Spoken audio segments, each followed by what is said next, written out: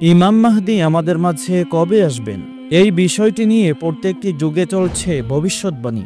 যদিও এই নির্দিষ্ট সময়টি এক আল্লাহ তাআলা ছাড়া আর কেউই জানে না, তারপরও কেবলমাত্র সতর্কতার জন্য ইমাম মাহদীর আগমনের কাছাকাছি একটি নির্দিষ্ট সময় নিয়ে বলা যেতে পারে। কারণ অনেকেই হাদিসের সঠিক ব্যাখ্যা এবং বর্তমান পৃথিবীর সত্য সংবাদগুলো না থাকার কারণে হয়তো মনে করছেন ইমাম মাহদীর আগমন আরও শত শত বছর পরে হবে। অপরদিকে কিছু মানুষ মনে করছেন 2025 সালের মধ্যেই হয়তো ইমাম মাহদীর আগমন হতে পারে, যদিও এর কোনোটি সঠিক নয়। বরং বর্তমানে ইমাম মাহদী আলাইহিস সালামের আত্মপ্রকাশের অধিকাংশ আলামত একটি নির্দিষ্ট সময়ের সাথে মিলে যাচ্ছে। আর আজকের এই ভিডিওতে আমরা দেখব সেই নির্দিষ্ট সময় 2028 সালে যেই ইমাম মাহদীর আগমন হতে পারে তার কিছু হাদিস সহ দলিল ও প্রমাণ। পয়েন্ট নাম্বার 1, তুর্কি খেলাফত ধ্বংস হয়ে যাওয়া। হযরত আবু কুবাইল রাদিয়াল্লাহু তাআলা আনহু থেকে বর্ণিত, তিনি বলেন, 104 বছর পর ইমাম মাহদী আলাইহিস সালামের উপর মানুষ ভিড় করবে। ইবনে লাহিয়া বলেন, উক্ত হিসাবটা আজমি তথা অনারবি হিসাব মতে, আরবি হিসাব মতে নয়। হাদিসটি আল ফিতান নঈম বিন হাম্মাদের 962 নম্বর হাদিস এবং আস-সুনানু কিতাবুল ফিরদাউসের 811 নম্বর হাদিস। আমরা সবাই জানি যে তুর্কি খেলাফত আনুষ্ঠানিকভাবে 1924 সালে বিলুপ্ত করা হয়েছিল।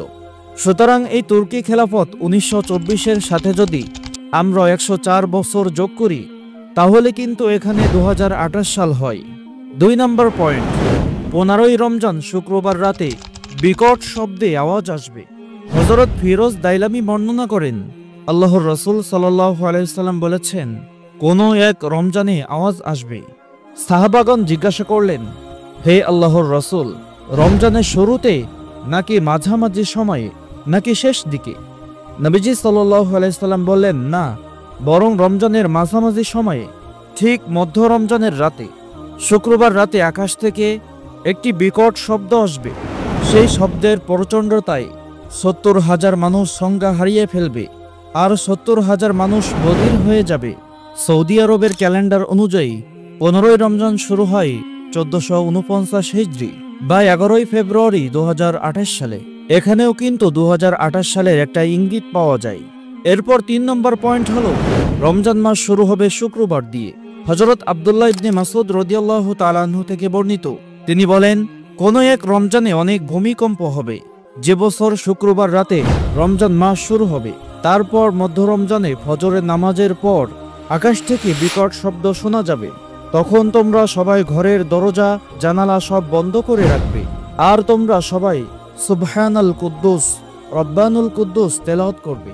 সৌদি আরবের ক্যালেন্ডার অনুযায়ী প্রথম রমজান শুক্রবার 1449 হিজরি বা 28 জানুয়ারি 2028 সাল হয়। এখানেও কিন্তু 2028 সালের সাথে একটা মিল পাওয়া যায়। 4 নম্বর পয়েন্ট, আশুরা বা 10ই মুহররম শনিবার হওয়া। ইমাম বাকির রাহমাতুল্লাহি আলাইহি বলেন, যদি দেখো আশুরার দিন বা 10ই মুহররম শনিবার ইমাম কাইয়িম অর্থাৎ ইমাম মাহদী আলাইহিস সালাম মাকামে ইব্রাহিম ও কাবার মধ্যখানে দাঁড়িয়ে থাকেন, তখন হযরত জিবরাইল আলাইহিস সালাম তার পাশেই দাঁড়িয়ে থাকবেন এবং মানুষকে ডাকবেন তাকে বায়াত দেওয়ার জন্য। এখানেও সৌদি আরবের ক্যালেন্ডার অনুযায়ী 10ই মুহররম শনিবার 1450 হিজরি বা 3ই জুন 2028 সাল হয়। এরপর 5 নম্বর পয়েন্ট, ইমাম মাহদীর নাম ধরে হযরত জিবরাইল আলাইহিস সালামের আহ্বান হবে। হযরত আবু বাসির রাহমাতুল্লাহি আলাইহি থেকে বর্ণিত, তিনি বলেন, আমি আবু আব্দুল্লাহ আস-সাদিক হযরত জাফর সাদিক রাহমাতুল্লাহি আলাইহিকে জিজ্ঞাসা করলাম, কখন ইমাম মাহদীর আবির্ভাব হবে? তিনি বললেন, আহলে বাইয়াতের তথা রাসূল সাল্লাল্লাহু আলাইহি সাল্লামের বংশধরের জন্য কোনো নির্দিষ্ট সময় উল্লেখ নেই। ইমাম মাহদীর আবির্ভাবের পূর্বে 5টি ঘটনা ঘটবে। 1, আকাশ থেকে আহ্বান। 2, সুফিয়ানির উত্থান। নাম্বার 3, খোরাসানের বাহিনীর আত্মপ্রকাশ। নাম্বার 4, নিরপরাধ মানুষকে ব্যাপক হারে হত্যা করা হবে। নাম্বার 5, বাইদার প্রান্তে মরুভূমির একটি বিশাল বাহিনী ধসে যাবে। ইমাম মাহদীর আবির্ভাবের পূর্বে 2 ধরনের মৃত্যু দেখা যাবে। 1, শেরতু মৃত্যু তথা দুর্ভিক্ষের কারণে মৃত্যু হলো মহান মৃত্যু। নাম্বার 2, লাল মৃত্যু, তা হলো তরবারি যুদ্ধের কারণে মৃত্যু। আর আকাশ থেকে তিনি অর্থাৎ হযরত জিবরাইল আলাইহিস সালাম মাহদীর নাম ধরে আহ্বান করবেন 23 রমজান শুক্রবার রাতে। সৌদি আরবের ক্যালেন্ডার অনুযায়ী 22 রমজান শুক্রবার যেহেতু আরবি মাস সন্ধ্যা থেকে হিসাব করা হয়, তাই শুক্রবার রাত 23 রমজান হবে। এখানেও কিন্তু 2028 সালের রমজানের সাথে মিল পাওয়া যায়। 6 নম্বর পয়েন্ট হলো রমজান মাসে চন্দ্রগ্রহণ এবং সূর্যগ্রহণ। মুহাম্মদ ইবনে আলী ইবনে হানাফিয়া রহমতুল্লাহি আলাই বলেন, যতক্ষণ পর্যন্ত আকাশ ও পৃথিবী থেকে দুটি বিষয় না ঘটবে ততদিন পর্যন্ত ইমাম মাহদী আগমন হবে না। প্রথমটি হলো রমজানের প্রথম রাতে চন্দ্রগ্রহণ ও মধ্য রমজানে সূর্যগ্রহণ না ঘটে। প্রথম রমজান রবিবার 1448 হিজরি বা 7 ফেব্রুয়ারি 2027 সালে সূর্যগ্রহণ ঘটবে এবং 14ই রমজান শনিবার 1448 হিজরি বা 22 ফেব্রুয়ারি 2027 সালে ঘটবে। এখানে কিন্তু 2026 সালে দুইবার চন্দ্রগ্রহণ ও সূর্যগ্রহণ হবে, এরকম একটি সূত্র নাসার বিজ্ঞানীদের ওয়েবসাইট থেকে পাওয়া যায়। 7 নম্বর পয়েন্ট, হযরত আবু হুরায়রা রাদিয়াল্লাহু তাআলা আনহু থেকে বর্ণিত 1400 হিজরির পর 2 দশক বা 3 দশক পর ইমাম মাহদীর আগমন হবে। এই হাদিস অনুযায়ী আমরা দেখতে পাই 1400 যোগ 20 যোগ 30 এখানে সমান সমান হয় 1450 হিজরি বা ইংরেজিতে হিসাব করলে 2028 সাল। এখানেও কিন্তু 2028 সালে ইমাম মাহদী আলাইহিস সালামের আগমনের একটি ইঙ্গিত পাওয়া যায়। 8 নম্বর পয়েন্ট হলো সুফিয়ানির জন্ম এবং উত্থান। হযরত জুহরি রহমতুল্লাহি আলাইহি থেকে বর্ণিত, তিনি বলেন, দ্বিতীয় সুফিয়ানির জন্মের সময় আকাশে আলামত বা নিদর্শন দেখা যাবে। 1986 সালের 8 মার্চ আকাশে হেলির ধূমকেতু দেখা গিয়েছিল। সাধারণত 74 থেকে 79 বছর পর পর হেলির ধূমকেতু পৃথিবীতে দৃশ্যমান হয়। অনেক বিজ্ঞানীরা বিশ্বাস করেন যে বছর হেলির ধূমকেতু দেখা যায় সেই বছর একটি বিখ্যাত ঘটনা ঘটে থাকে।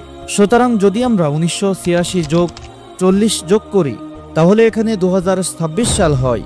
2026 সালের আগেই সুফিয়ানির আত্মপ্রকাশ হবে, এমন একটি ইঙ্গিত পাওয়া যায়। আমরা সবাই জানি ইমাম মাহদীর আগমনের পূর্বে সিরিয়াতে সুফিয়ানির উত্থান হবে। এরপর 9 নম্বর পয়েন্ট হলো ফোরাত নদীর তীরে সোনার পাহাড় ভেসে ওঠা এবং ইমাম মাহদীর নিকট খেলাফতের দায়িত্ব হস্তান্তর। এ বিষয়ের উপর একটি হাদিস পাওয়া যায়। সাহাবী হযরত আবু হুরায়রা রাদিয়াল্লাহু তাআলা আনহু থেকে বর্ণিত, তিনি বলেন, চতুর্থ ফিতনা হচ্ছে অন্ধকার অন্ধত্বপূর্ণ ফিতনা, যা সমুদ্রের ঢেউয়ের ন্যায় উত্তাল হয়ে আসবে। আরব অনারবের কোনো ঘর বাকি থাকবে না। প্রত্যেক ঘরেই উক্ত ফিতনা প্রবেশ করবে, যা দ্বারা তারা লাঞ্ছিত অপদস্থ হয়ে যাবে। যে ফিতনাটি শাম তথা সিরিয়া থেকে চক্কর দিতে থাকলেও রাত্রি যাপন করবে ইরাকে, তার হাত পা দ্বারা আরব ভূখণ্ডের ভিতরে বিচরণ করতে থাকবে। উক্ত ফিতনা এ উম্মতের সাথে চামড়ার সাথে চামড়া মিশ্রিত হওয়ার ন্যায় মিশ্রিত হয়ে যাবে। তখন বালা মুসিবত এত ব্যাপক ও মারাত্মক আকার ধারণ করবে, যা দ্বারা মানুষ ভালো খারাপ কিছুই নির্ণয় করতে সক্ষম হবে না। ওই মুহূর্তে কেউ উক্ত ফিতনা থামানোর সাহসও রাখবে না। একদিকে একটু শান্তির সুবাতাস বইলেও অন্যদিকে তীব্র আকার ধারণ করবে। মানুষ সকালবেলা মুসলমান থাকলেও সন্ধ্যা হতে হতে সে কাফের হয়ে যাবে। উক্ত ফিতনা থেকে কেউ বাঁচতে পারবে না, কিন্তু শুধু ওই লোক বাঁচতে পারবে যে সমুদ্রের ডুবন্ত ব্যক্তির নেই করুণ সুরে আকুতি জানাতে থাকে। সেটা প্রায় 12 বছর পর্যন্ত স্থায়ী থাকবে।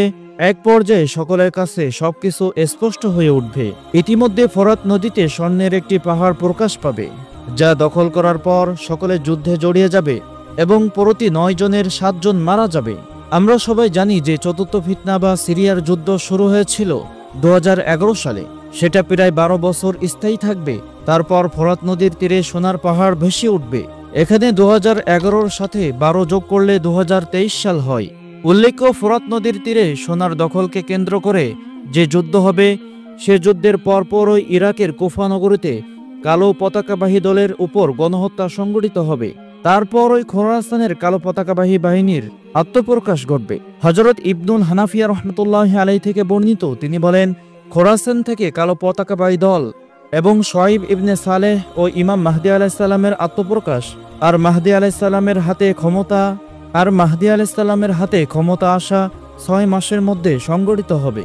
ইমাম মাহদীর হাতে খেলাফতের ক্ষমতা পাওয়া 2023-এর সাথে 6 যোগ করলে 2029 আসে।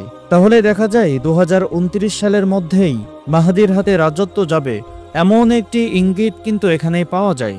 এরপর 10 নম্বর পয়েন্ট হলো পবিত্র কাবা শরীফে হত্যাকাণ্ড হবে। 1400 হিজরিতে ইমাম মাহদীকে কেন্দ্র করে লোকজন জড়ো হবে। এখানে একটি হাদিসও কিন্তু পাওয়া যায়। এখানে অর্থাৎ 1400 হিজরি বা 1979 সাল। 1979 সালে হজ্জের সময় জোহাইমান আল উতাইমি নামে এক ব্যক্তি তার শ্যালককে ইমাম মাহদী হিসাবে পরিচয় করিয়ে পবিত্র কাবা শরীফে 15 দিন অবরুদ্ধ করে রাখে। তারপর পাকিস্তান এবং ফ্রান্সের সেনাবাহিনীর সহায়তায় তাদেরকে হত্যা করা হয়। এখানে কিন্তু একটি ইঙ্গিত পাওয়া যাচ্ছে। এরপর আমরা আরও একটি হাদিস দেখতে পাই। হযরত তাবে রহমতুল্লাহি আলাইহি থেকে বর্ণিত, তিনি বলেন, আশ্রয় প্রার্থী অচিরেই মক্কার নিকট আশ্রয় চাইবে, কিন্তু তাকে হত্যা করে দেওয়া হবে। অতঃপর মানুষ তাদের যুগের কিছুকাল বসবাস করবে, অতঃপর আরেকজন আশ্রয় চাইবে। যদি তুমি তাকে পাও তাহলে তোমরা তাকে আক্রমণ করিও না, কেননা সে ধস নেওয়ালা সৈন্যদের মধ্যে একজন হবে। অর্থাৎ যারাই তাকে আক্রমণ করতে যাবে তারাই মাটির নিচে ধ্বংস হয়ে যাবে। এখানে যুগের কিছু কাল বলতে ইবনে আব্বাস রাদিয়াল্লাহু তাআলা আনহু বলেন 33 থেকে 40 বছরের বেশি কিছু সময়। সুতরাং এখানে 1979 এর সাথে যদি আমরা 40 যোগ করি তাহলে 2019 সাল প্লাস আরও কিছু সময় কিন্তু দেখা যাচ্ছে। অর্থাৎ এতক্ষণ পর্যন্ত আমরা যে বিষয়গুলি এখানে দেখলাম এগুলো অনুমান নির্ভরের উপর ইমাম মাহদী আলাইহিস সালামের আগমন হতে পারে। তবে ইমাম মাহদী আলাইহিস সালামের আগমন এই বিষয়টি একমাত্র মহান আল্লাহ তাআলাই ভালো জানেন যে তিনি কোন সালের কোন দিনে আমাদের মাঝে আত্মপ্রকাশ করবেন। সম্মানিত দর্শক, দীর্ঘক্ষণ ধরে আমাদের ভিডিও দেখার জন্য অসংখ্য ধন্যবাদ এবং আমাদের মুসলিমের সম্মান চ্যানেলে নতুন হয়ে থাকলে সাবস্ক্রাইব করে পাশে থাকা বেল আইকনটি বাজিয়ে রাখার অনুরোধ রইল।